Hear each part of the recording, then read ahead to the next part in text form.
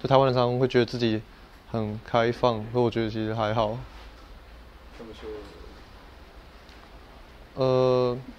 因为我觉得如果说真的开放的话，会对于国籍这件事情，或是会去好，例如说西餐妹好了，那好像讲的是对于跟外国人交往的女生有一些意见或什么，然后但这件事情我就觉得有点怎么讲，好像不太会觉得有对这些女生有些批判。那同样的就是跟一样是外国人结婚的台湾男生，但是他们结婚就是我说指的对结婚对象是东南亚人的外籍配偶，他们也会觉得就是这些人在台湾好像并没有特别的受到应该有的平等的对待。那我觉得以这点来说，台湾的社会还是有点保守啊，比对于其他的国族的人在台湾来讲，对我觉得在种族国家概念上，他们是显得比较封闭一点，或者是说是表面上的开放，但实际上心里面还是有我觉得蛮重的，就是种族倾向。对，可以一些例子吗？哦，例子其实就是像蛮多台湾人对于就是在台湾的东南亚移工，其实态度并不是特别的友善，然后或者说也会常听到对于外籍配偶那个台湾男生娶东南亚女生的，然后这样子的家庭啊，有一些刻板印象。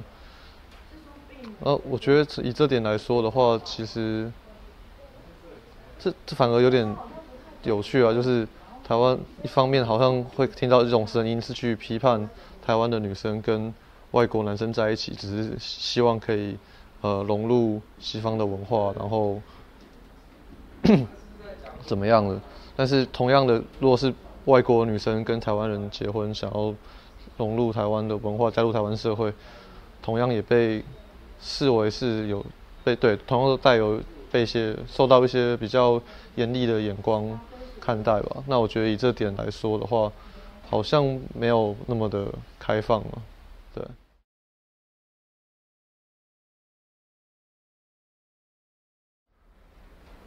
对，因为我觉得会在用“新三妹”这个名词来说话，就是背后还是会有一个比较大的一个结构，是说，如果你认为就是在不同的国家之间是有阶级的存在，那是依照的工业啊，然后工业发展这些然后来排列的话，那所以好像人在这个结构当中会希望去跟比自己在更高一等的人相处接触，然后希望，对这样有比较正面的想象，然后好像我们就是所谓的西餐妹，就是他们心里面比较有一个这样子的模式，然后所以会用这种方式去看待自己跟异性的相处关系。然后我觉得像这样的念头，就是这个名词背后可能是好像似乎是在去批判有这样子念头的台湾人。可是我觉得这个想法有一点极端，就是因为你觉得台湾女生好像不应该做这样的事情，然后但反过来，所以也觉得别人不应该就是第三世界国家或者东南亚国家的女生不应该跟台湾人结婚，然后这样子的想法就变成它是蛮单一的种族主义的想法，对。然后说到与外国人交往的话，那我是觉得应该是没有关系的。他想要跟谁交往或者怎么样结婚，那个完全应该是自由的事情才对。但是如果说有人的观念，他会去贬低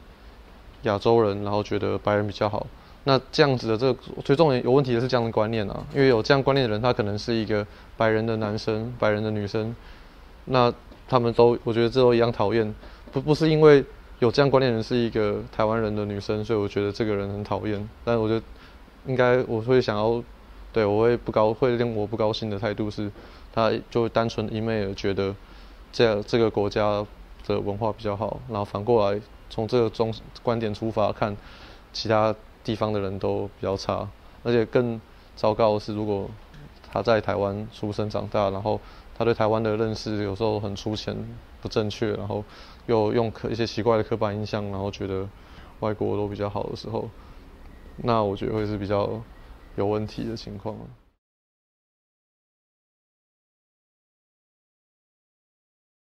就是我们因为这个在台湾社会里面的确是这样，就是你好像你会英文的话，你不会中文是可以比较能够被接受，可是反过来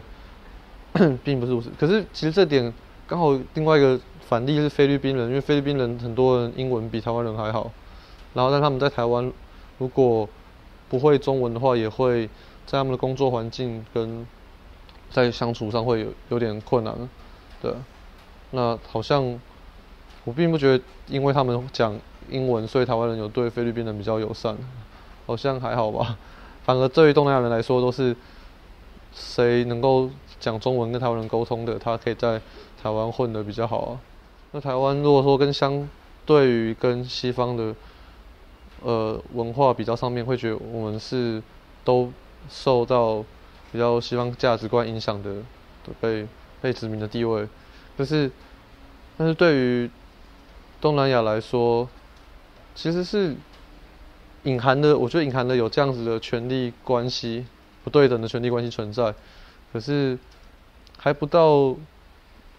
就是会说是文化殖民的话，因为我觉得台湾人有点不太精明于怎么去操作这整个技术，所以手段有点，我觉得手段比较拙劣吧。那只会在台湾的时候，所以希望你们是融入台湾的文化。